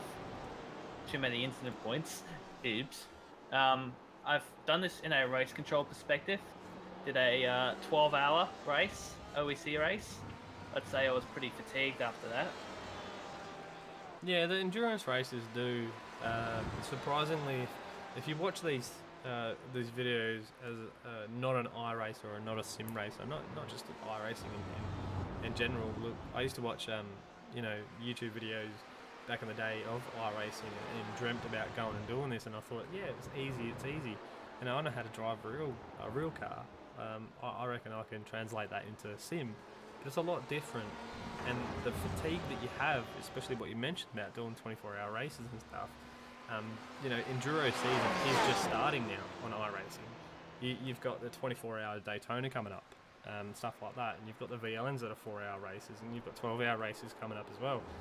So it does take that mental fatigue, and the littlest mistakes, you don't even see them happening. You think it's routine that you hit every corner, every braking marker, everything, but the little mistakes that you spin out, and you're just thinking, how did that happen? And the mental fatigue, and even this, in a 90-minute race, we're coming up to the 17 minutes left. These guys have raced for a fair bit. It's a lot of hard work. Would you agree with that that even this, in a 90-minute race, that these boys would have to keep up with that as well? Yeah, I have to agree. Hands down. Yeah, it's one of these things that a lot of people would see that when you replay this video or you're watching it live, they're getting close. He's definitely going to make that move pretty close. Give it another 6 minutes, I reckon. Top 10 minutes left to go. I reckon he's gonna definitely make a move there. But Rowan's doing lap times that are 3/10 quicker. Well, last lap was 3/10 quicker. Obviously, you can't be 3/10 quicker, even because he'd be in front of him. Yeah, definitely. I'm just looking at another battle pack as well. Jesse Varley on Stephen Armit. This is battle for position number 8. Looks like Armit did nearly go for a pass. He's trying to pass Varley, but Varley's doing a bit of the... We're going back to this battle again. Yeah, Jesse Varley knows how to make that beamer real wide, eh? Yeah. But I reckon if we go on board here just for a second, I just want to test this out. I don't think that BMW is handling too well at the moment. Yeah, it looks like it might be a little bit unstable. See, as you can hear them tyres rubbing just on turning there. I don't think it's done too well on the brakes in the first turn in. Mid-corner and track out's fine. It's the corner in, that's... Yeah, see, you can see that back end just a little bit twitchy there. Gotta love these new window banners powered by RMS. Race Management Services, one-stop shop for iRacing software. You can go chuck that in there. Yep. Awesome. Can't wait to see the finished product myself. Oh, it's definitely going to be awesome. I'm excited for it. I can't wait to see it and have my hands on it. I've mentioned it a few times. When can I get it? When can I download it and then have a look at it? So. Yeah. See, can you hear that car on turning? It's not too happy. It sounds like a twit. It almost sounds like a super ute going around the corner. Super utes are not super utes. They shouldn't have them as super utes. Who wants a tradies car as a race car? Like, come on. Slowly puts his hand up. Yeah. What are you gonna do? Like, have a race to Mitre 10 or what? Well, race to Bunnings, see who can get the snag. What we just missed is Rowan just got past Corey. Oh really? So I gotta rewind this. Bear with me. I gotta rewind this. I'm just gonna do it for about 30 seconds here and just see what's going on. We got slightly sidetracked about arguing about super youth, and we see that Rohan's passed. Down the outside. I'm trying to find where he is. Oh, it's clean as. Oh wow, Beautiful. clean. Last 3 corners. Well done. So 16, 17, 18. Good thing. Beautiful. Alright, let's go back live again. As Isaac sneezing fit. I've cramped up my abs too. Alright, so Rowan's out front. Alright, Corey's going to hang in there, no doubt. Oh, So- is he though? Oh, no, he will. Corey will. the different cars. See, I've driven both of them. So I used to drive the Porsche, the 488 and everything. I even drove it in this AMF Dev series. But as soon as the RSR came out, because I was so addicted to do VLNs, I loved the Porsches so much. But when the RSR came out, I had to get it straight away, and I absolutely fell in love with that car. It's like a 911 Cup car, but just stuck to the ground with glue. Yeah. So it was just a lot more fun, a lot more capable, and you had a little bit more confidence in the car. Let's just jump back to Chris Whittaker while we're chatting here. He's probably in the next. This is for 4th position, right up the back of Colin Schweck. I hope I say that right as well. But he's only 4/10 off the back of him here. It sounds right. Like Schwecky. Yeah, if he's going to do something, just send me a message later and say, "Oh, mate, this is how you pronounce my name." Like the first time I said Sam Catakazinas, I actually got it right, and it was like, yeah, he actually messaged me. It was put in Discord, having a laugh about it. You actually said my name right, mate. I was like, oh, that was a guess, bro. Sam Catakazinas. Yeah. Wow. And he's doing alright at the moment. He's only 1.4 behind Anderson. He's in P8. Pretty respectable after, 80 or 78 minutes.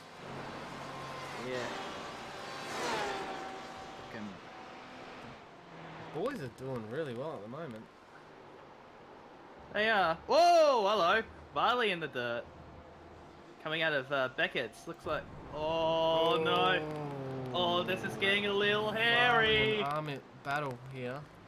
Let's give it another 2 seconds and I'll rewind it. Looks like, Armit's just passed Varley. Looks like Varley might have gotten a little bit too low. Replay, an RMS, Race Management Services replay. It sounds like Varley's car kind of went a little bit, too fast for you. I'm gonna just go straight into the grass. You know what? Has he got a slow down there or nothing? No, he can't. Oh, that was a pass. Look, I was gonna go for a side by side. Side by side. Oh, and he's hit the grass. Yeah, definitely, 100%. Yeah, Varley's just cut across the grass and he's got to slow down, so he's had to slow down. Oh, no, he's had a block. Yeah, he's definitely got to slow down. Almost 4 off the deck. Yeah, as we said, that car is just not handling too well. Yeah. Let's go live again. Yeah, side by side. Alright, and we're just hearing from Race Control. Oh, Control. Oh no. 718 to redress. 718 Ronan Kinnons. To redress Corey Oz. Was there a bump and run? That is suspicious. Yeah. So, that was a bit weird that Ronan was up front, made a clean pass. Must have been something afterwards. Yeah. Yeah, it must have been something afterwards, because maybe Corey passed him back and Ronan just gave him a bit of a bump and run. Yeah, maybe we should just stick on this one for a little bit and then we'll just jump back to... Because every time we get off these two, then something happens. So obviously they're in a good battle.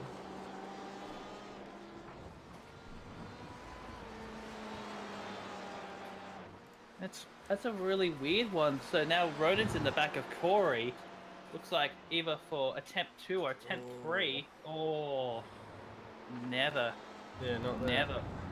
Never gonna happen there. But it looks like we're ending up. This is going to be a nail biter of a finish.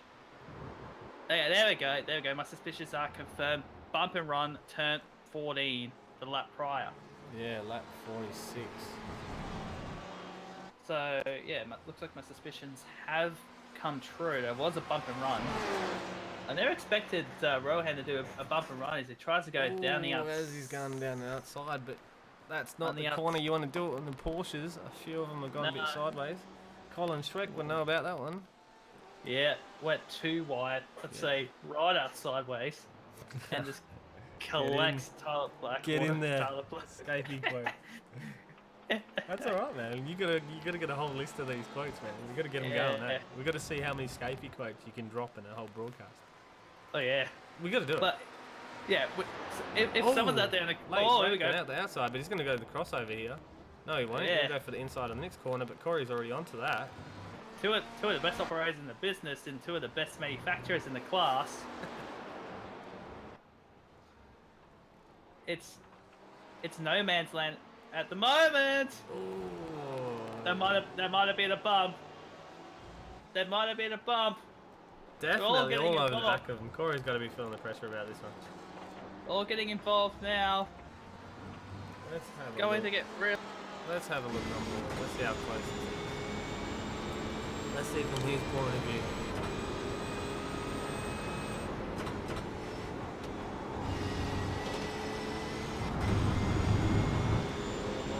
Oh boy. Every man for himself. It's all for sheep. He's right on it. He's right on it. If Corey brakes a little bit harder, he's right in the back of him. It's all for sheep stations. Oh, it is. It's on. Every man for himself. This is going to get really interesting. He's only got 7.5 minutes to go. Yeah, look at him. Defensive driving Corey. He's on it.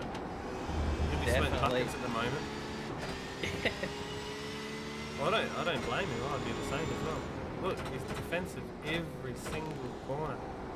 Yes. Right at the back. He knows he can't do anything there. He's not going to go around the outside. Too much of an outside. The car's loaded up on the rear left and you'll lose it. He will. Oh, down the outside. He's actually going to execute that pass. He is. He did it What? well. It's not over hang yet. on. Hang on, it's not over to it. Nah, Rowan's got it. No, No? not yet, not yet. Oh. Oh, this is sensational. Look at this. Look at the driver. Unbelievable. Now he's going to go up the inside. Corey's This is back as there in good- front. This is as good as it Oh, gets. look at it. Look at it. Corey's back up the inside of that. It's corner by corner here. This is awesome. Yeah, it's a pretty wild exchange by these two. All you need in this battle is Andrew Welter. Where is he? Now, he's Yeah. usually out the front of this. He's Whoa! amazing racing from these two. They've actually done an amazing job. This is an extraordinary motor race. Okay. You I need- dropped I a few. Come on, we got to keep a tally now. Hey. Yeah. No, we're doing That's all like gamesmanship. I think I might need to stop with all my Skeefy quotes. No, that's alright, we'll find some more. It's been pretty quiet on YouTube, so whoever's watching on YouTube, go on, drop a message. Yeah. It's gone all quiet there. As we're watching the last 5 minutes. So, even though you're going for Corey and I'll go for the Porsche, Corey's holding in there, mate. Oh yeah. Do you think he has enough fuel? Oh, let's hope so. What do you reckon? They got about 4 more laps? I reckon 4 more laps. So that'll bring him rolling to 16 and Corey only to 15, so if they Looks filled like it up they're- enough, I reckon they'll Yeah. got it. I don't This think is- it's going to be too much of a problem as fuel's a problem. I think Yeah. having someone in the rear view mirror at like 0.3 of a second is going to be a problem. It will be. Oh boy. Two This is tenths. on for young. This is on for young and old. Oh, look how sharp he is in the Oh. steering. Wow, what a block. Oh, I'm sorry to Oh, everyone else in this he's in the race. grass. Oh. He's in the grass. He's Corey's gone in the down the grass. outside. That's going to slow him down a bit. Oh. Next corner's going to take the battle. He's still on the inside though. Ah, he's got the better him. run. The Porsche's got the better run. Whoa. Yeah, but you wouldn't want to try and overtake someone at turn 1. Not at Silverstone. Oh. Again, That's loaded close. left rears, just issues. Definitely issues. The But outside run in turn 2. have a look at this. This is as close as you'll ever see. I swear, the best race of the year, possibly. It's only round 2, bro. It's only round 2. I hope that. Whoa! Yeah, see, even Rowan there, he's going the defensive line as well. He's covering the inside line. Oh, Corey round the outside. Oh, he's going to push Oh, it. Can the Ferrari too hold on? tight. Up against the Porsche. Wow. Too tight. That sounds like it's a little bit too tight. It's on. It's definitely on. on the outside coming into Abbey. No, Vale. Sorry, wrong corner. I'm sorry, the Porsche's just got... I think the Porsche's got better handling in it. I don't think the Fez has got it in it. Oh, maybe he's going for a pass. Oh, last 3 minutes of the race. Right on the outside. I cannot even focus on anyone else in this race at the moment, because if I do, you know that the pass is going to be made. Definitely. We've got William Mitchell back in 14th, coming up behind Pat Gallo. He's only 0.3 of a second behind him. Other than that, we have Sam Kataxinas at 0.3 behind Colin Schweck, and that's for 7th spot. Go back to Chris Whittaker in 4th, going up behind Michael Barron. He's only half a second behind him. Going to the GT3s, Jesse Varley's only 0.8 behind Simon Arment. Other than that, we have a pretty much spread. Actually, we have Chad Hearns 0.8 behind Tom Curran, and that is 1st and 2nd. I'll have to view on both of them because that's 1st and 2nd for the GT3s, even though their teammates. Gone wide. So Wow. You got to give them that. That's 1st and that's 2nd as a GT3 class, and behind that is Cody Bird. That's 11 seconds behind. So the cars are actually in the background of Chad here, and not even for position. As you can see, the GTEs. So these guys, between Tom and Chad, are going to clean it up, whatever which way the team orders or whatever not. I was expecting Chad to be up the front there, but that's all good. You know, Tom's a really good driver as well. Don't forget to check out Sim Giveaways Australia on Facebook. Shameless plug. Alright, now back up the front. GTE time. Alright, this is number 1 and 2. We went through the whole field real quick and seen who's winning and who's losing or who's got this. The battles are spread out between the whole field. There's only a couple of little battle packs of half a second gaps. This is probably the biggest fight you're ever going to see on your screen at the moment. Winding down from a minute 40 left of the race. I'm not going to miss the finish of this race. The timing screen is correct today. Okay, we're not going to miss out. Alright, it's lap 51. Probably got 2 to go. Alright, the Porsche's in front. I'm picking it on cars at the moment because I know the car is capable. That RSR is very capable of handling really well. The Ferrari, not so much. Well, for my driving, I don't know about you, Isaac. Have you had much time driving the Porsche versus the Ferrari? Very limited. So, whoa, that is insanely close. Between 1st and 2nd, you can almost round it to be dead on a second.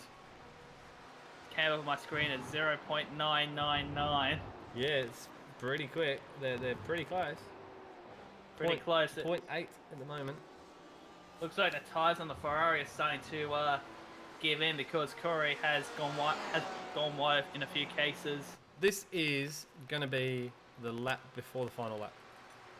So basically, this will be the lap before the final lap. So the next lap will be the last lap of the race. I don't think Corey's going to push it too hard, knowing that if them front tyres, or even though they're pulling on the back of GT3s, maybe if they have a couple of laps more, that might cause a little bit of dramas. I don't see them. I see a lot of respectful drivers in the series, and I think they're going to move over. They'll have them blue flags on their dash, go and get that out of the way. So that's what's going to happen in this race at the moment. Yeah, yes, definitely. It looks, and Rohan has gone up to the back of, it looks like Cody Bird. Alright, so Rowan has just been shown the white flag. So this will be the last lap. Oh, wow, that... Oh, hello! This is going to get close. Oh my god, if this comes down to the last corner or two, well, pretty much is. Alright, Corey's going to pick one, mate, and he's up the inside of him. Oh my god, 3 wide as he pulls off the track. How's that for respectful? Let these two go at it. Come on, Corey. Rohan. Not going to make it. Rohan. Oh my goodness, what a finish.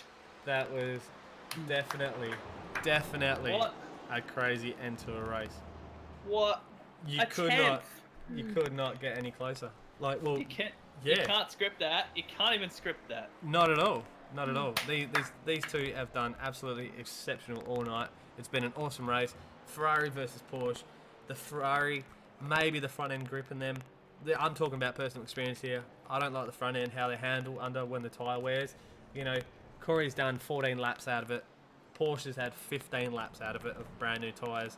They've done absolutely an awesome job. Rowan as well. from the start, jumped the start, obviously, got away in the start, had a clean race. He's led the most laps of this whole entire race, and it's been amazing. Yeah. Let's go back to Tom Curran, that is first in the GT3s. Okay, in front of his teammate Chad. Are they going to go for a formation finish? Let's see. Hopefully, being teammates, I think you'd let them come in and they'll just go over the line together. Otherwise, it makes for a shit photo. Otherwise, there you go. One swear word, the whole one. There we go. So it looks like Tom is slowly slowing down. I think you'd have to let him up. Here we right go. Next to each other. Here we go. Absolutely Formation awesome finish. First, second.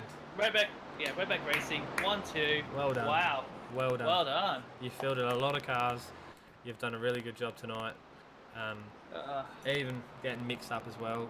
You cannot say blame. even to the Race on Oz boys as well. They've done an exceptional job. Scott Clark coming round.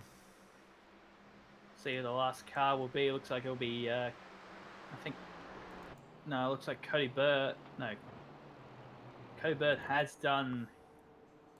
was the third car to finish. Yeah, Cody Bird third, Scott Stevens fourth, Adam Gardner fifth, Scott Clark sixth. All cars now going into pit lane. All right, Wow, let's get the results up. The GTE results. First place. There we go. Ronan Kinnons, Corey Ott in second. As you saw, that was amazing feat between them two. Chris Whittaker in third, 13 seconds behind. Steve Lattimore, Race When I was number fourth. Nathan Anderson, PRT, coming in fifth. Colin Schweck from Fusion Sim Racing in sixth. Seventh, Sam Katakazinas and Team Bushfink Racing. Number 8, Scott Chambers and PRT. Tyler Blackburn, Race on Oz. See, again, 2 Race on Oz start top 10, and they finish top 10 as well. Well done to them, boys. Chris Fraser, Tempo Motorsports in 10. They got to give me like a favour soon, then, boys. Definitely. Ben, I'm just going to say Ben. He is actually a Race on Oz, boys. I don't know why his team looks not shot. In 11th, Pat Gallo, Redback Racing LeBlanc 2 in 12th. William Mitchell out in 13th. Hard beat on the first lap, but he did come back in the end. That was awesome from him. Michael Barron as well out of 14th. Heath Brennan 28th. DNF. Aaron Invers again 29th. DNF. Ryan Colstead. He was the pace car or the safety car. So let's go to the GT3 results. And up front we have Tom Curran in 15th. Chad Hearn in 16th.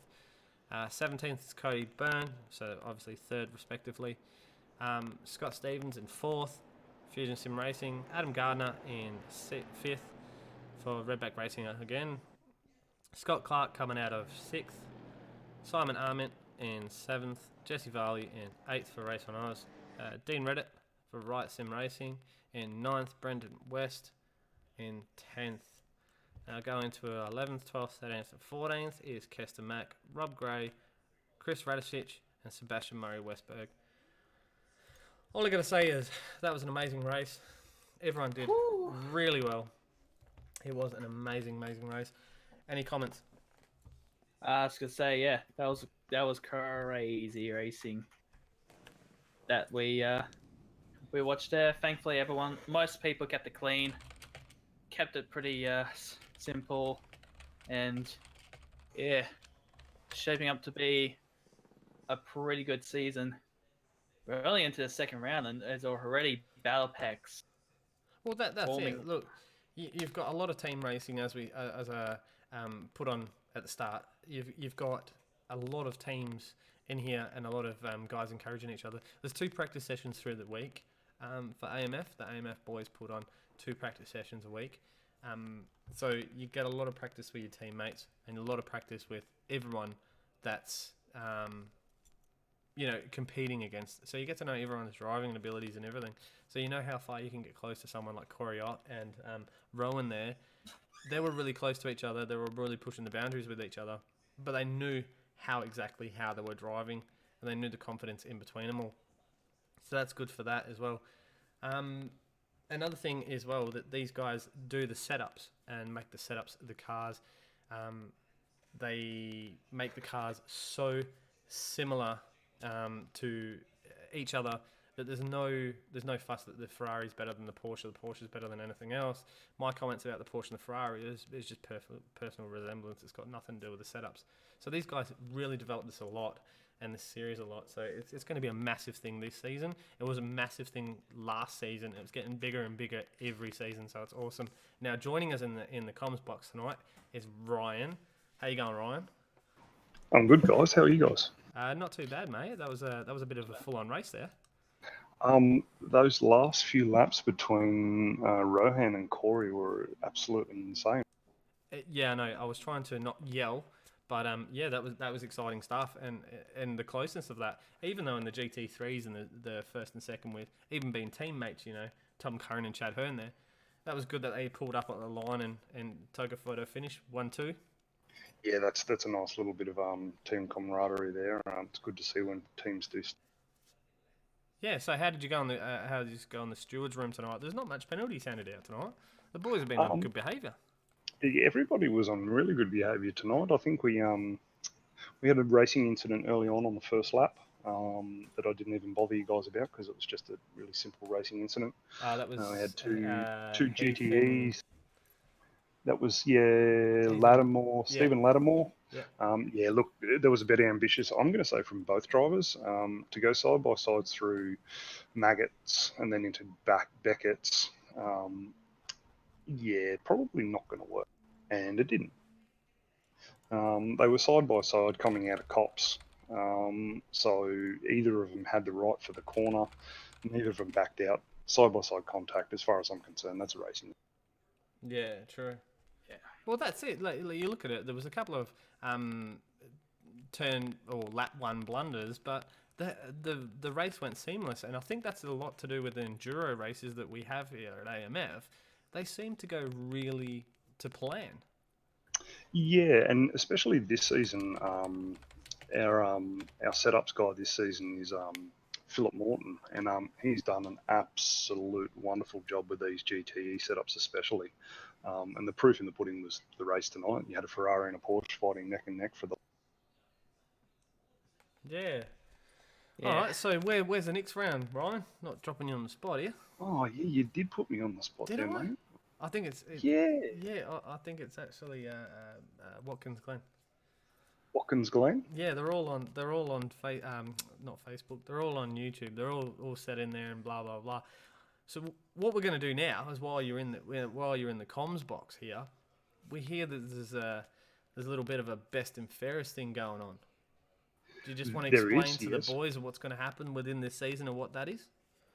Within this season and every season going forward, the stewards are going to put in a best and fairest. So who we feel raced the best within the spirit of the series, not the fastest guy, not anything like that. It's more who's getting out there and racing hard and enjoying themselves, but also being lenient and sportsmanlike to their other fellow competitors.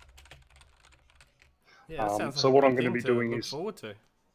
Yeah, so I'll pick 3 drivers every week, and all 4 race stewards will be picking 3 drivers. So there'll be 2 lots of 3-2-1s from split 1 and 2 lots of 3-2-1s from split 2.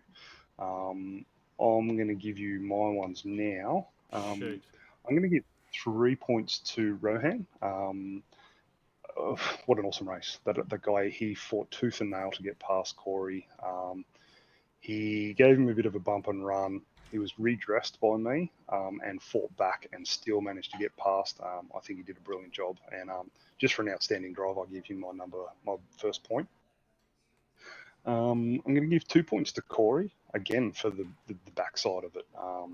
His fight back and his blocking. Actually, I'll call it defending because he didn't actually block anybody. It was defending. His defensive lines you could see over how the he was last couple of corners were it's brilliant. He was gone, and he knew he had him, but he was not giving that up without a fight. And he was making brilliant choices. The ability to know what corner, where he needed to position his car to defend the corner legally within the rights of our rules. I thought he did fantastically. And I'm going to give something really interesting, and I'm not sure if you guys caught it on the broadcast, but he had a massive lose going through cops about halfway through the race, and in the commentary box we had a Scafey moment, and he was right out sideways, and somehow he managed to hold it. And I don't know if you guys have driven the Porsche, but if that thing gets out sideways, it's got snot oversteer on it. Somehow he managed to hold it, drift it, and then correct it and keep going. So he gets my last point. Nice. Well done. So that sums up that. But what we have right now is I'm just going to bring him in if I can. Corey Ott. How you going, buddy? Good. How's the nerves after that one, mate? Oh, the nerves were right there with 10 to go. I came out of the pits, saw I was just ahead of it, and I was like, oh, here we go. This is going to be the race of my life, because I haven't been in that sort of situation, leave the pits and be in the battle for a lead. And then, yeah, just couple little doors open for him to sneak it by, and the last one there really just settled the deal. It was a GT3 in front the last lap. I stuck my nose in there, but didn't really get the run I really wanted, or I tried to avoid contact with him, but didn't get the run, and finished second. But it wasn't too bad of a battle there from the last pit stop onwards. Well, that was it for the last 15 minutes, mate. From the minute the second you pulled out of the pit, you were in front. You jumped him in the pits there. We'll look at the timing screen, and you will see it in the broadcast if you go back and watch it. We're watching the timing screen, comparing your pit stop to his, to see where you were going to come out, if you were going to come out in front of him, mate. And you did, and it was exceptional, awesome from there. How you were playing cat and mouse basically for the next 15 minutes. Yeah, exactly. It was really all about, I knew where I could defend the car and position it, and I think the first door that opened up for him was one I wasn't expecting him to go through, and then I went, all right, so that's where I can defend him as well, because Silverstone's it's a really hard track to defend, but also keep the run out of the corner, because a lot of the corners are nice flowing fast corners. So yeah. Yeah, we saw you driving, like we were following you a bit on board as well. That how you were positioning the car, you were making the car a lot wider than what it was, and we got to say that was awesome. And what Brian just touched on as well, that the driving ability from what you did in not only like attacking as well when you're from behind. As I said, it was a really good cat and mouse kind of finish there. It was awesome to watch. But how did you feel about the race control? If you did know, race control just putting him behind you there for that bump and run. Yeah, it was a little bit of in my honest opinion, it was a little bit of a weird move for him to do, because he was defending, and I think he just went a bit too aggressive and gave me a little tap, and I thought, well, that's a little bit not right. So when I flagged it up with race control, and I had to give the position away. But it was Yeah, I got one more question for you. How did you feel, or how was your heart rate on the last corner of the last lap? I was calm that last lap, because I was like, all right, this is it. I'm in second. And the GT3 was slow, and I was like, this is it. And then the last corner, as I said, put the nose up the inside. I think the heart rate must have went up about 20 or 30, and sadly didn't get it. So, yeah. Dude, mate, is there anyone you would like to thank, your sponsors, or anything you would like to mention right now while you're here? I'd like to thank Team Bushwing Racing for giving me the opportunity of being on their team. Pixel Dust for the amazing paints that they always supply. And also Craig's Setup Shop as well for the beautiful sets that they do deliver to us when we're not in the development series. All right, Corey, go enjoy that, mate. That was an awesome drive for you, man. It really showed from it on the broadcast, and it really showed your driving skill and your ability and what you've done in the AMF Dev Series here as well, and what you've shown the other guys, man. You should really be proud of yourself about that drive. It's been awesome, mate.